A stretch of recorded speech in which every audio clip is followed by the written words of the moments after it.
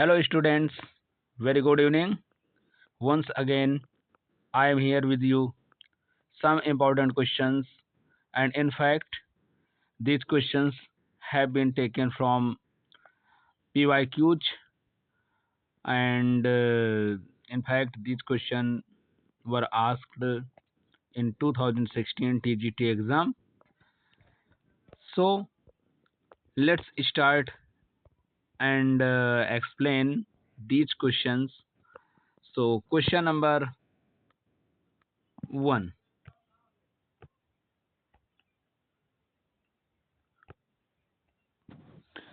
Which of the following statement is not correct? Dear students, इससे पहले कि हम सेशन की शुरुआत करें, आप सभी लोगों से रिक्वेस्ट है कि चैनल को लाइक शेयर सब्सक्राइब जरूर करें, और जितना आप सहयोग करेंगे उतना ही अच्छा कंटेंट आपको उपलब्ध हो पाएगा। देखते हैं, विच of the following statement is not correct. इनमें से कौन सा स्टेटमेंट नॉट करेक्ट है यानी गलत है?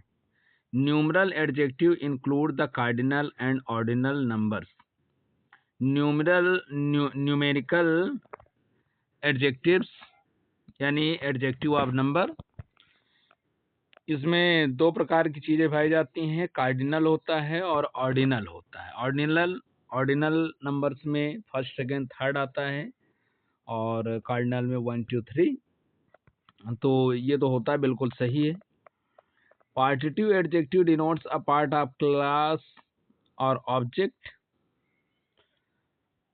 और descriptive adjective denotes quality, kind and condition. तो बी और सी ये भी सही है। बी और सी ये भी सही है। Proper adjective are non descriptive adjective. नहीं, प्रॉपर एडजेक्टिव भी डिस्क्रिप्टिव एडजेक्टिव आता है। जिसे कहते हैं इंडियन बॉय, तो यहाँ पर बॉय की विशेषता कौन बता रहा है? इंडियन। सो ये बात यहाँ पर गलत लिखी गई है। तो क्वेश्चन के हिसाब से करेक्ट आंसर तो यही बनने वाला है according to question. Let's move to another question. In the expression teaching is a science, the underlined word means teaching क्या है? ये वर्बल नाउन है, ऑब्जेक्ट नाउन है, कंक्रीट नाउन है, या none of the above? So teaching is a gerund, ये आपको मालूम है।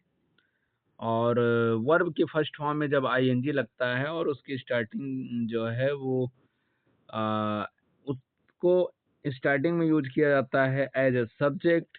तो कुल मिलाकर के हम ये कह सकते हैं कि टीचिंग नाउन है, लेकिन वर्ब से बना हुआ नाउन है, इसलिए ये वर्बल नाउन है। Next, which statement is not correct with reference to primary auxiliaries?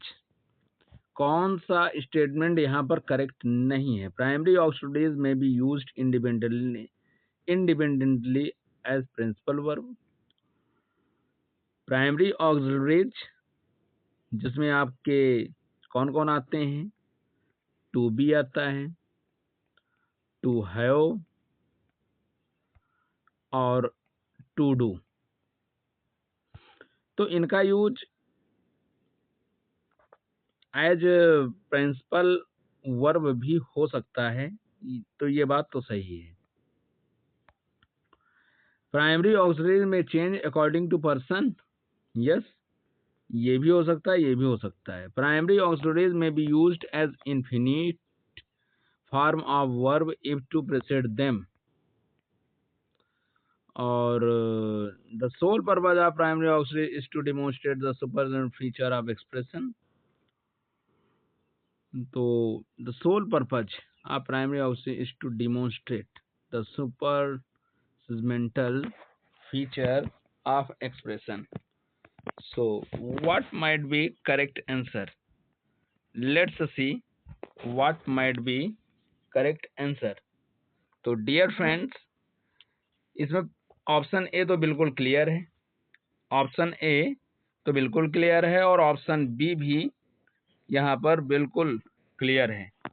Option C का जहां तक सवाल है, प्राइमरी ऑक्सिलरीज में be used as infinitive form of the verb, infinite form of the verb if to precedes, हाँ ये भी होता है। तो option A B C is correct, but option जहां पर सोल पर्पज या ओनली ये सब आ जाता है तो वो आपको वैसे भी रॉन्ग होता है, निगेटिव टर्म है। तो यहाँ पर ऑप्शन डी इज करेक्ट।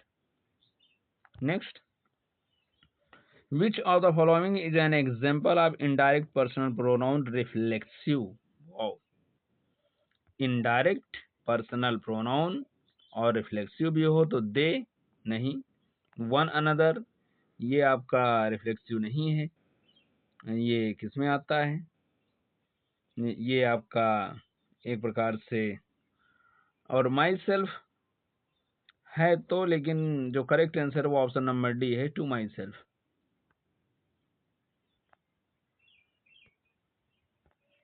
देखते हैं नेक्स्ट,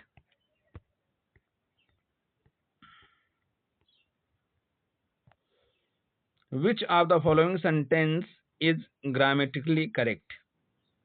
ग्रामर के अनुसार कौन सा सेंटेंस बिल्कुल सही है? We rarely see a lion, we scarcely see a lion, he played good, he lives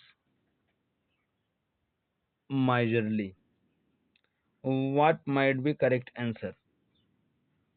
तो स्कैर्सली का यूज अक्सर परफेक्ट में होता है, इसलिए गलत है, और as A complement, sorry, as an adverb good का यूज नहीं होता, गुड का यूज एज एडजेक्टिव होता है, तो ये भी रॉन्ग है और ये भी रॉन्ग है। करेक्ट आंसर है option number A, we rarely see a lion.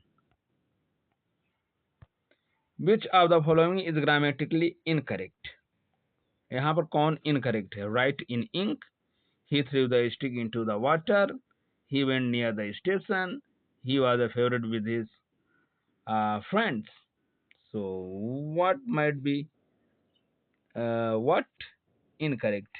यहाँ पर इनकरेक्ट कौन सा है? और डियर फ्रेंड्स, आपकी जानकारी के लिए मैं बता देता हूं कि ये जो क्वेश्चन है, यहाँ पर क्वेश्चन के अकॉर्डिंग ये रॉन्ग है, यहाँ पर एक से अधिक हैं, तो ये आपका रॉन्ग है, इसको जो है बोर्ड ने और आयोग ने गलत काट दिया था।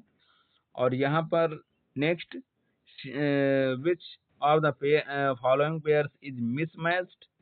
तो इसमें से कौन सा मिसमैच है? सिंपल प्रीपोजिशन, अल्टा, कंपाउंड।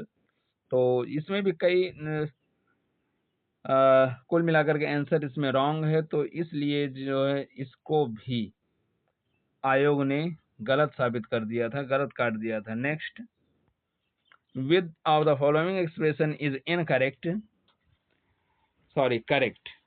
यहाँ पर A B C D option दिया हुआ है और आपको ये तय करना है कौन सा सही होगा, योर्स सिंसरली या योर्स सिंसरली, योर्स सिंसरली और yours सिंसरली।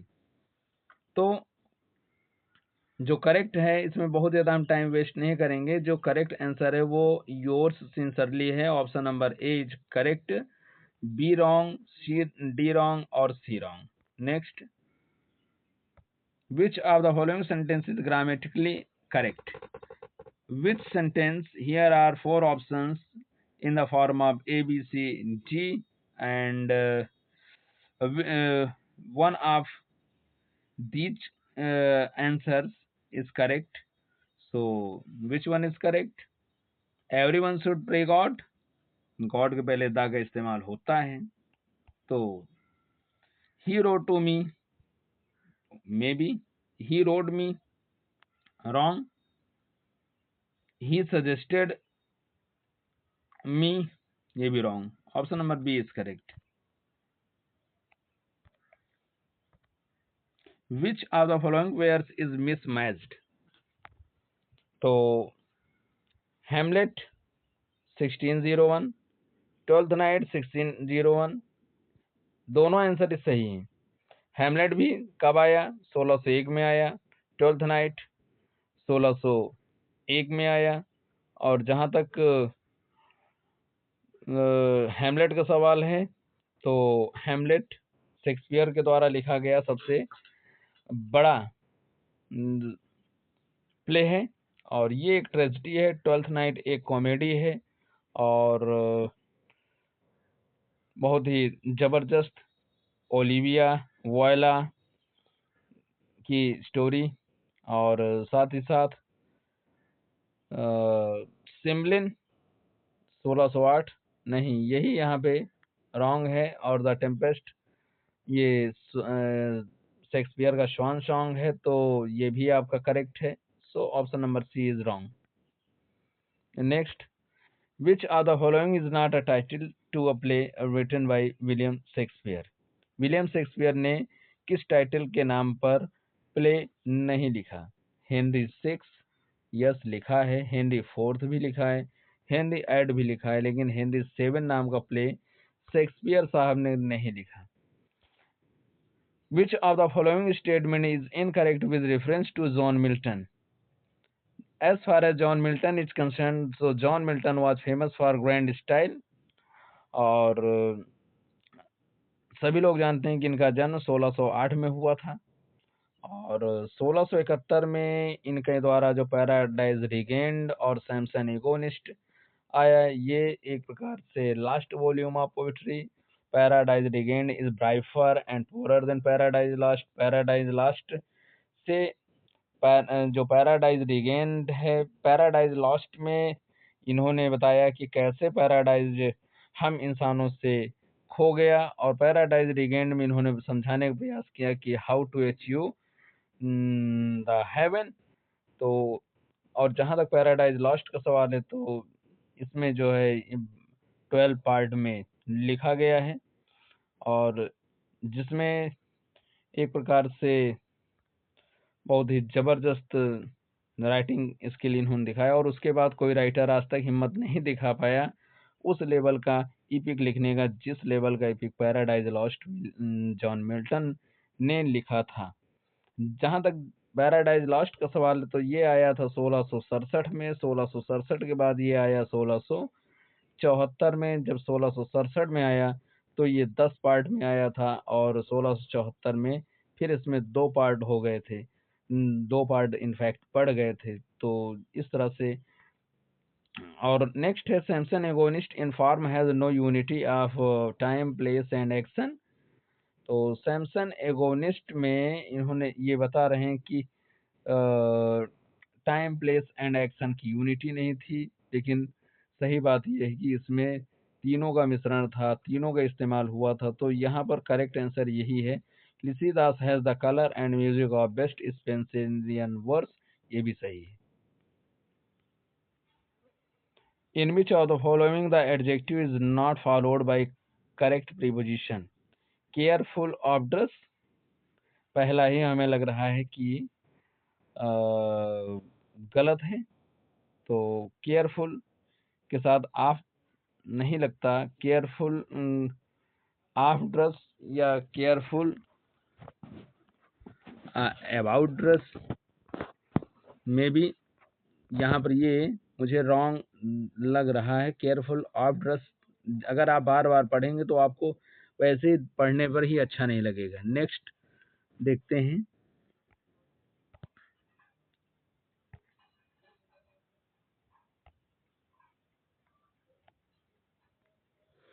Who remarked about his father as given below?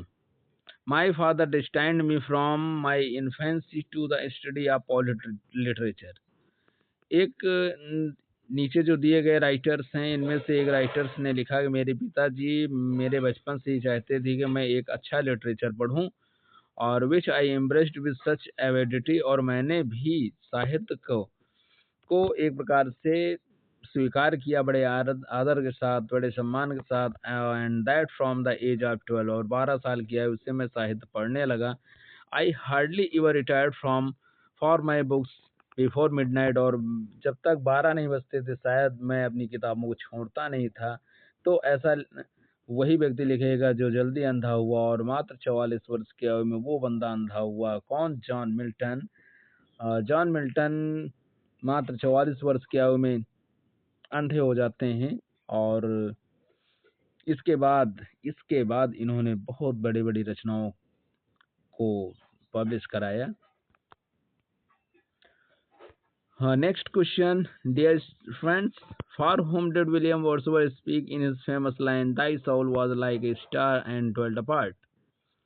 This is the very, very important for TGT, PGT, and all other exams where their William Wordsworth based questions are asked. So, thy soul was like a star and dwelt apart. Uh, these lines were written about whom? Option A, William Shakespeare. Option B, John Galsworthy. Option C, John Milton. And D, Spenser. So, as far as correct answer is concerned, so this line was not written for Shakespeare. So, option A is wrong. John Galsworthy cannot be right answer, and it was written for John Milton when William Wordsworth wrote a poem London 1802. London 1802 was a sonnet, and it was dedicated to John Milton, and it was published in poems in 2 volumes when 1807। London 1802 जो है ये 1802 के आसपास में लिखा गया और 1807 में पब्लिश होता है। कहाँ? Poems in 2 volumes by William Wordsworth. और ये वही दौर था जब विलियम वर्ड्सवर्थ और एस.टी. कॉलरिज की दोस्ती चरम पे हो रही थी। Next, Milton's Paradise Regained takes its theme. Paradise Regained John Milton का एक इपिक है। In fact it could not achieve the name and fame as much as Paradise Lost. But according to the question, this question asked, यहाँ पे ये पूछा जा रहा है कि पैराडाइज रिगेन जो है इसने अपना जो थीम है कहाँ से लिया? कैथरीन सरमन से या ल्यूक गॉस्पल से या बाइबल से या जीसस क्राइस्ट प्रीचिंग से? So dear friends, correct answer is what? Option number B, Luke's Gospel is the right answer. Next, in which work of John Wordsworth does the line "Still sad music of humanity" occurs? This is the VBI question, and it used to be asked frequently in TGT, PGT, GIC, and L2 grade, and many other exams like BPSC, RPSC, and many more exams. So, still sad music of humanity. It is very easy question, and it this line was taken from which poem? A. Tanton Abbey. B. Recluse. C. Immortality Ode. And D. The Prelude. So, correct answer is Tanton Abbey. Tanton Abbey was a poem written by, in fact, composed by William Wordsworth, and it was published in 1798 in Lyrical Ballads, and it was the last poem of Lyrical Ballad. As far as Lyrical Ballad was concerned, it contained 23 poems, in which 19 poems belong to William Wordsworth and 4 poems belong to whom? S.T. Coleridge. First poem जो S T Coleridge की थी और last poem William Wordsworth की थी। In which poem of Wordsworth does the line our birth is but a sleep and forgetting? Very very important question. और ये line किस pome से ली गई है? टाइटन Abbey, the recluse, the prelude, the immortality ode. So correct answer is option number D. It was taken from the Immortality Ode. Next, which of the following is a pastoral elegy? Pastoral elegy वो elegies जो गांव देहात के जीवन पर लिखे जाते हैं, गरीबों के जीवन पर लिखे जाते हैं, वो पास्टोरल एलेजी कहलाते हैं। Elegy written in country churchyard, यद्यपि ये भी एक एलेजी है, गांव देहात के ऊपर लिखा गया है। और इन मेमोरियम, ये तो नहीं, in Memoriam was written by Lord Alfred Lord Tennyson, और कहते हैं कि ये क्वीन विक्टोरिया के लिए बहुत ही प्रिय थी। उन्होंने न केवल इसे पढ़ा बल्कि अपने अन्य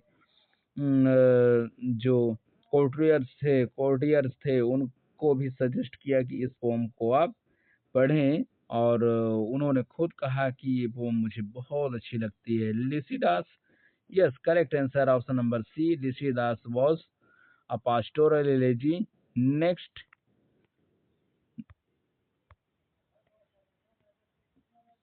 lyrical ballad was published in the year 17, so I have mentioned about lyrical ballads, so I'll not take too much time. Lyrical ballad was published in 1798, और ऐसा माना जाता है यहीं से रोमांटिक एज की जो है एक विधिवत शुरुआत होती है। यद्यपि इसकी जो शुरुआत है वो 1789 के आसपास ही शुरू हो जाती है। 1789 में हुआ था फ्रेंच रेवोल्यूशन, फ्रांस की क्रांति, और फ्रांस की क्रांति वहाँ से शुरू हुआ। और what kind of play did Galsworthy write? Next, Galsworthy ने किस प्रकार के प्लेज लिखे थे? तो dear friends, here is correct answer option number A, problem play. John Galsworthy ने ज़्यादातर प्रॉब्लम प्ले लिखे थे, और मॉडर्न एज के बेहतरीन प्ले राइट में से एक थे जी.बी. शाह और John Galsworthy. Next, which is the incorrect sentence? You have 20 rupees, I have 10 rupee notes. Next,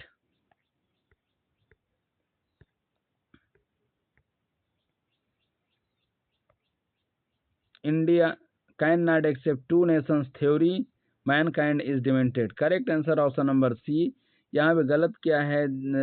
two nations, when a noun, जब नाउन के पहले यहाँ पर नंबर दिया हुआ है और वो प्लूरल का नंबर दिया हुआ है, तो एस लगाने की कोई खास आवश्यकता ही नहीं, इसलिए यहाँ पर जो है ये ऑप्शन नंबर सी जो है वो गलत है। The famous epic Paradise Lost by Milton contains, so dear friends, I have already explained about Paradise Lost, and correct answer is option number B. Paradise Lost में 12 किताबें हैं। और नेक्स्ट, और अगर कोई व्यक्ति पूछे कि इसमें जो सबसे बड़ी किताब है तो वो बुक 9 है और सबसे छोटी बुक 7 है।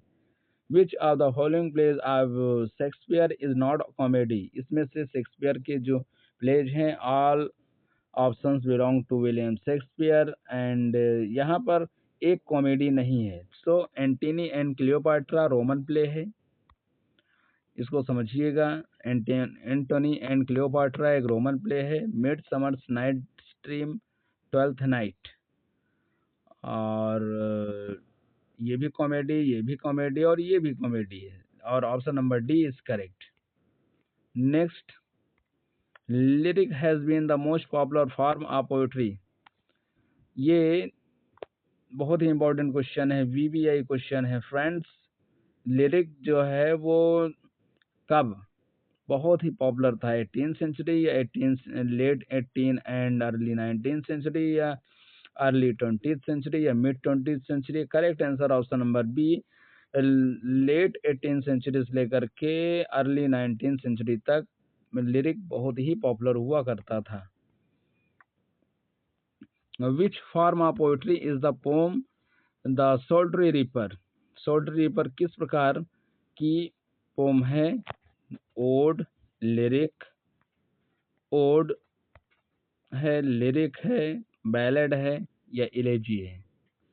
सो आई थिंक ये एक प्रकार का ओड है, एक प्रकार का ये ओड है। Next, डेस्डीमोना famous. डेस्डीमोना एक शेक्सपियरियन कैरेक्टर, और जैसा कि जॉन रस्किन ने तो खुद कहा है कि शेक्सपियर जो है अब हीरो से ज़्यादा हीरोइंस के लिए प्रसिद्ध हैं, तो ये इनके प्ले की एक हीरोइन है, बिलोंग टू विच प्ले? से डेस्डीमोना नामक जो कैरेक्टर है वो किस प्ले में पाई जाती है? किंग लियर में, या हैमलेट में, या ओथेलो में, या ट्वेल्थ नाइट में? सो डियर फ्रेंड्स, यहाँ पर जो करेक्ट आंसर है वो है option number B. Othello was a Moor and he was in law of Desdemona, and as far as Desdemona was concerned, she was a white girl, but she loved too much Othello, but यहाँ पर Othello के साथ क्या होता है, एक फ्ला होता है और उसको उसके अंदर अविश्वास की कमी होती है, lack of faith. In the end of the play, Othello killed himself, killed Desdemona himself, ये स्वयं डेस्टिमोना को मार देता है, और it was due to villain Iago. Iago पूरे प्ले में जबरदस्त रोल निभाता है, यागो का जबरदस्त रोल होता है। Next question, life is but a walking shadow. Very very important for TGT, PGT, LTGIC, हर प्रकार के एग्जाम्स के लिए बहुत ही महत्वपूर्ण क्वेश्चन है। और ये जो प्ले है कहाँ से लिया गया है? ये मैकबेथ से लिया गया है, और मैकबेथ विलियम शेक्सपियर के द्वारा लिखे गए जो प्लेज हैं उनमें से अकॉर्डिंग टू टीएस इलियट का ऐसा मानना था कि मैकबेथ जो है वो एक प्रकार से बहुत ही कंप्लीट ट्रेजेडी है, और उन्होंने जो हैमलेट है, हैमलेट को एक प्रकार से वीक माना है। लेकिन यहाँ पर जो correct answer life is but a walking shadow Macbeth में कहाँ पर दिया गया है, तो करेक्ट आंसर यहाँ पर क्या हो सकता है? Let's see the options. Option A, act 3 scene 1, act 5 scene 5, act 4 scene 1 और act 5 scene 3। So dear students, correct answer is option number B, act 5 scene 5। ऐसे आप इसको याद कर सकते हैं। So let's see, and we will discuss about more questions in next video। so क्योंकि बड़ा लंबा वीडियो हो जाएगा, ऐसे में ये करीब आधे घंटे का वीडियो बन ही गया है, तो आज बस इतना ही, और आगे कल। बहुत बहुत धन्यवाद। आप लोग अपना ख्याल रखें और वीडियो को ज़्यादा से ज़्यादा शेयर करें। बहुत बहुत धन्यवाद।